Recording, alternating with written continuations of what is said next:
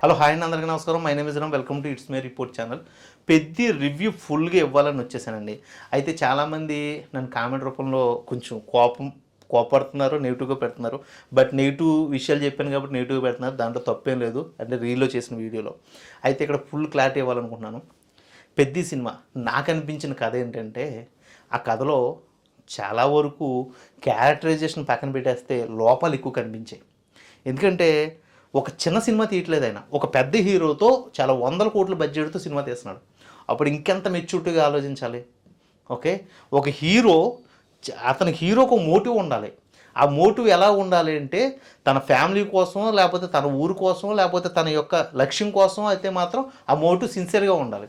హీరోకి ఎక్కడా కూడా మోటివ్ ఉండదు. ఇంటర్వెల్ టైంలో కూడా హీరోకి మోటివ్ రాలా.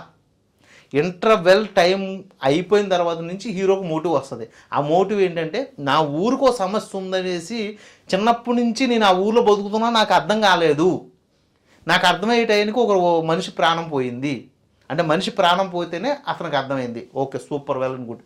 సెకండ్ హాఫ్లో కూడా హీరో మోటివ్ ఏంటంటే, నేను ఎందుకు ఈ గేమ్ ఆడాలి అని అనుకుంటున్నానంటే, ఈ గేమ్ ఆడడం వల్ల నేషనల్ వైజ్గా నాకు ఒక ఊరు ఉందని తెలుస్తుంది అనేసి.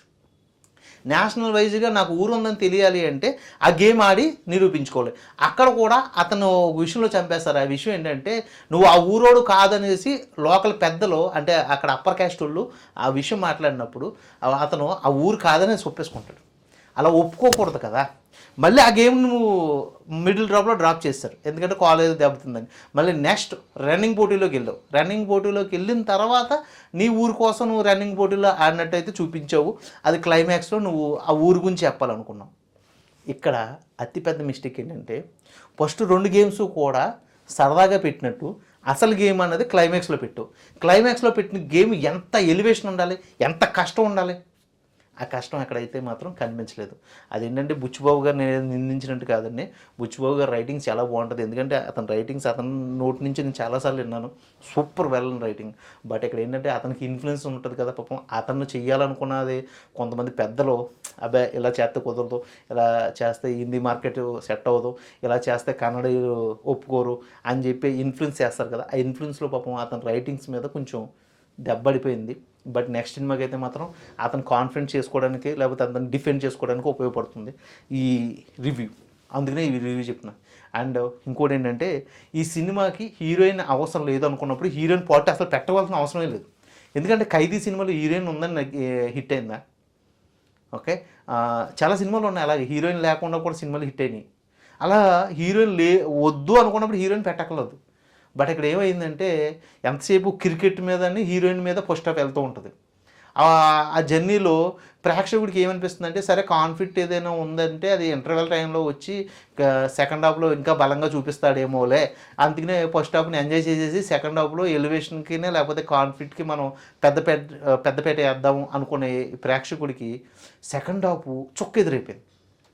ఎందుకంటే అసలు సెకండ్ హాఫ్ చూసే ప్రేక్షకుడు బయటకు వచ్చి దాని మీద ఫైట్ చేస్తాడు, అబ్బా భలేగా ఉందరా సినిమాని. అటువంటిది సెకండ్ హాఫ్ ఎప్పుడైతే అసలు కాన్ఫ్లిక్ట్ని దాటి, కాన్ఫ్లిక్ట్ అనేది పక్కన పెట్టేసి సినిమా ఒక వేలో వెళ్తుందో దాని మీద ప్రేక్షకుడు డైజెస్ట్ చేసుకోలేకపోయాడు. అరే కాన్ఫ్లిక్ట్ ఏంటి, సినిమా ఏ ట్రాక్లో వెళ్తుంది. ఎందుకంటే ఇప్పుడు ఊళ్ళో ట్రైన్ ఆపడం, ఆ ట్రైన్ ఆగితే ఊరందరికీ ఉపయోగపడుతుంది అనుకున్నది కాన్ఫ్లిక్ట్ అనుకుంటే, ఆ కాన్ఫ్లిక్ట్కి తగ్గట్టుగా పెద్దను కూడా ఏం చేయాలి, నేను ఏదైనా గేమ్ ఆడితే ఆ గేమ్ నేషనల్ వైజ్డ్గా సెలెక్ట్ అయితే దాని మీద మీడియా అంతా కథనాలు రాస్తే అది ఆ ఊరోడని తెలియాలి కాబట్టి అనే వెర్షన్ మీరు అనుకున్నారు. అప్పుడు ఫస్ట్ నుంచి కూడా ఆ ఊరు గురించి, ఆ ఊరు వెర్షన్స్ గురించి, పెద్ద యొక్క ఆలోచన రీతి గురించి మీరు చూపిస్తున్న ఎలివేషన్ షార్ట్స్ చేయాలి. అవేమీ కూడా క్లైమాక్స్ వరకు పడలేదు. అసలు క్లైమాక్స్లో కూడా పడలేదు అనుకోండి. క్లైమాక్స్లో అతను చెప్తున్న మాటలు బట్టి మనం అర్థం చేసుకోవాలి. అవన్నీ కూడా drawbacks. And Appala Suri character ఏదైతే ఉందో, అప్పల సూరికి పెద్దికి ఒక ఊరువాడిగా రిలేషన్ తప్ప ఎక్కడా కూడా ఎమోషనల్ టచ్ ఉన్న రిలేషన్ అయితే కనిపించలేదు. అండ్ ఇటువంటి డ్రాబ్యాక్స్ అన్ని పక్కన పెట్టేస్తే, మీరు చివరి 40 మినిట్స్ క్లైమాక్స్ అద్భుతంగా ఉంది అని చెప్పారు కదా. ఆ క్లైమాక్స్ అద్భుతంగా ఉన్నా కానీ ఆ క్లైమాక్స్ని చంపేసిన విషయం ఏంటి తెలుసా? Background score. అనగనగా సాంగ్ ఏంటంటే చిరాకు వచ్చేసింది. ఎందుకంటే నాకు కుబేరాలో ద బెస్ట్ సాంగ్ ఉంది కుబేరాలో, చాలా బాగా పాడాడు అతను. అదే ధనుష్ గారు యాక్టింగ్ చేయకపోయినా ఆ సాంగ్ని చూస్తుంటేనే ఫీల్ అయిపోయాను, ఏడ్చేసాం. అటువంటి ఏడుపుకు సంబంధించిన ఎమోషన్లో ఆ బ్యాక్గ్రౌండ్ స్కోర్ అనగనగా సాంగ్లో అయితే మాత్రం పండలేదండి. ఓకే, అదంతా పక్కన పెట్టేస్తే బొమ్మన రాణి గారి ఎపిసోడు అసలు ఆ డైలాగులు చెప్తుంటే బొమ్మన రాణి గారు అప్పు చెప్పినట్టు ఉంది. అంటే ఏంటంటే బొమ్మన రాణి గారు ఇప్పుడిప్పుడు తెలుగు నేర్చుకుంటున్నాడు. ఆయన ఏమో 10 ఏళ్ళ నుంచి తెలుగు సినిమాలు చేస్తున్నాడు, కానీ ఎక్కడ కూడా ఆయన తెలుగు చాలా వీక్గా అనిపించింది బొమ్మన రాణి గారిది.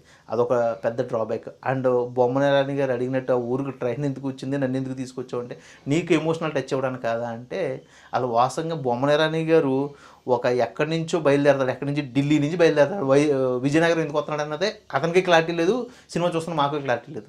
సడన్గా విజయనగరం వచ్చాడు ఆయన. ఎందుకు వచ్చాడు, ఎందుకు వచ్చిన తర్వాత విజయనగరంలో ఆ స్టూడెంట్స్ అందరిని చూసి పెద్ది అని చూసి, ఓహో పెద్ది అనేవాడు ఎవడో ఉన్నాడు, ఆ క్యారెక్టర్ తెలుసుకుందాం అనుకున్నాడు. తెలుసుకుంటాకి వెళ్ళేటప్పుడు అతనికి ఉన్న వెర్షన్ ఏంటంటే, పెద్ది అంటే ఏంటి అని తెలుసుకుంటాకి వస్తుంటే అతను కొండెక్కించేసాడు ఈ క్యాండిడేట్ ఎవరైతే ఉన్నాడు. కొండెక్కించి కొండ దింపి రైల్వే స్టేషన్ కాడ తీసుకెళ్ళి అక్కడ చెప్పిన లాస్ట్ క్లైమాక్స్ ఇది. దానికి కూడా అతను ఏమంటాడంటే, నాకు అర్థం కాలేదు, పెద్ద ట్రైన్ వేసినప్పుడు నన్ను ఎందుకు తీసుకొచ్చావు అనేసి, మీకు కూడా కష్టం తెలియాలి కదంటే, సినిమా చూసి కూడా కష్టం తెలియాలన్నా, ఆ కష్టం తెలిసేలాగా మీరు సినిమా చూపిస్తే చాలా బాగున్నాను. అండ్ ఇంకో పెద్ద డ్రాబ్యాక్ ఏంటంటే, బొమ్మన రాణి గారు అంత పెద్ద క్రీడలకు సంబంధించిన అధికారి కదా, పెద్ద నేషనల్ గేమ్ కొట్టేసాడు అనేసి మీకు ఆల్రెడీ సినిమాలో చూపించేశారు కదా. అది ఆ నేషనల్ గేమ్ కొట్టడం వల్ల ఊరికి ట్రైన్ వచ్చిందనేసి మీడియా మొత్తం చూపించారు కదా. ఆ విషయం బొమ్మన రాణి గారికి తెలియకుండా ఉంటుందా? అంటే నేషనల్ వైజ్డ్గా అన్ని క్రీడలకు సంబంధించిన అధికారి అతను. అటువంటిది పెద్ద క్యారెక్టర్ గురించి తెలియదు. ఓకే, ఇలాంటి చిన్న చిన్న డ్రాబ్యాక్స్ని పెద్ద ఫెయిల్యూర్గా అయితే సినిమాలు చూపిస్తారు. బట్ ఇప్పుడు ప్రేక్షకుల్లో పాజిటివ్ ఉంది, నెగిటివ్ ఉంది. నెగిటివ్ని పక్కన పెట్టి పాజిటివ్గా చూద్దాం అనుకుంటే సినిమాని మాత్రం మీరు చాలా లెంత్ ఎడిటింగ్ చేయాలండి. చాలా ఎడిటింగ్ కట్ చేసేసి అది 2 గంటల 20 నిమిషాలు కూడా అవసరం లేదు, 2 గంటల 10 నిమిషాలు సరిపోద్ది. 3 గంటలు అవసరం లేదు, 2 గంటల 10 నిమిషాలు. అండ్ సాంగ్స్ ఒకటి తీసేయండి. అండ్ ఏంటంటే ఐటెం సాంగ్ ఉంది కదా, ఐటెం సాంగ్ పూర్తిగా తీసేసి ఒక ఎమోషనల్ సాంగ్ పెట్టండి అక్కడ. ఎందుకంటే ఫస్ట్ ఆఫ్ ఆల్ నాకు ఎక్కడ మైనస్ అనిపించింది ఏంటంటే, సెకండ్ హాఫ్లో హీరోయిన్కి సరైన సిచ్యువేషన్ లేదు. ఆవిడ తాళిబొట్టు వేసుకోవడానికో లేకపోతే లవ్ ట్రాక్ ఏదైతే మొత్తం ఫెయిల్యూర్ లవ్ ట్రాక్. ఆ లవ్ ట్రాక్లో ఆవిడ తాళిబొట్టు వేసుకున్న కాంచి కూడా అదే ఎమోషనల్ అయితే కనెక్ట్ అవ్వలేదు. కానీ జనాలు ఇక్కడ అమ్మాయి ఏదైతే ఉందో ఆ అమ్మాయి పెద్ద దగ్గరకు వచ్చి పెద్ద యొక్క లవ్ని తెలుసుకోవడానికి వచ్చినప్పుడు అది ఎక్కడ కూడా కనెక్ట్ అవ్వలేని టైంలో ఒక 2 సీన్స్ తీసి ఇమీడియట్గా మీరు ఐటెం సాంగ్ వేశారు.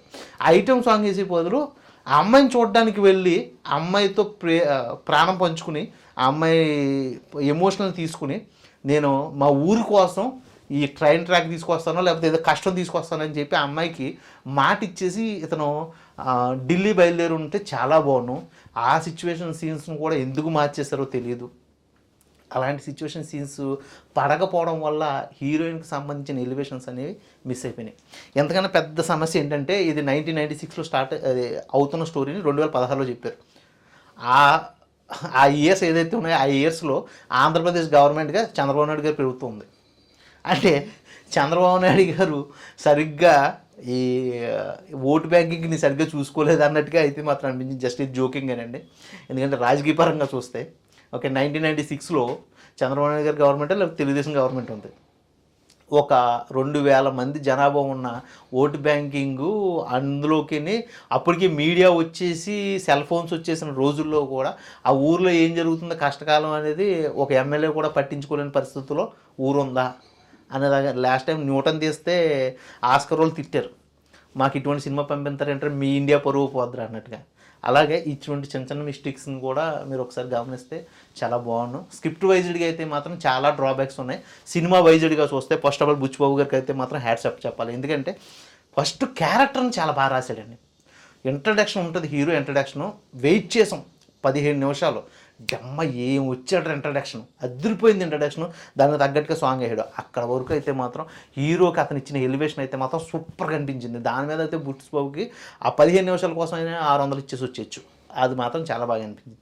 ఇక సినిమా పరంగా వెళ్ళిపోతే మాత్రం సినిమాలో డ్రాబ్యాక్స్ అనేది బుచ్చిబాబు గారి చేతిలో కూడా లేవు. ఎందుకంటే నేను ఈ విషయం పర్టికులర్గా చెప్పాలి. ఎందుకంటే ఒక అతి సామాన్యుడు ఆ స్థాయికి వెళ్ళాడు అంటే ఆ స్థాయికి వెళ్ళడానికి చాలా పెద్ద పెద్దలు కృషి చేస్తుంటారు. దానివల్ల పెద్ద పెద్దలందరూ కూడా ఇన్ఫ్లుయెన్స్ చేస్తూ ఉంటారు.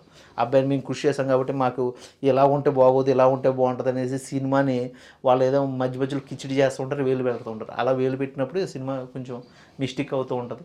అలా మిస్టేక్ అయిపోయి మాత్రం సినిమా అయితే అవుట్పుట్ బయటకు వచ్చింది. మరి దీని మీద ఖచ్చితంగా మరి మీరేమనుకుంటున్నారో మీ కామెంట్స్ రూపంలో తెలియజేయండి. ఇది టోటల్గా పెద్ద రివ్యూ.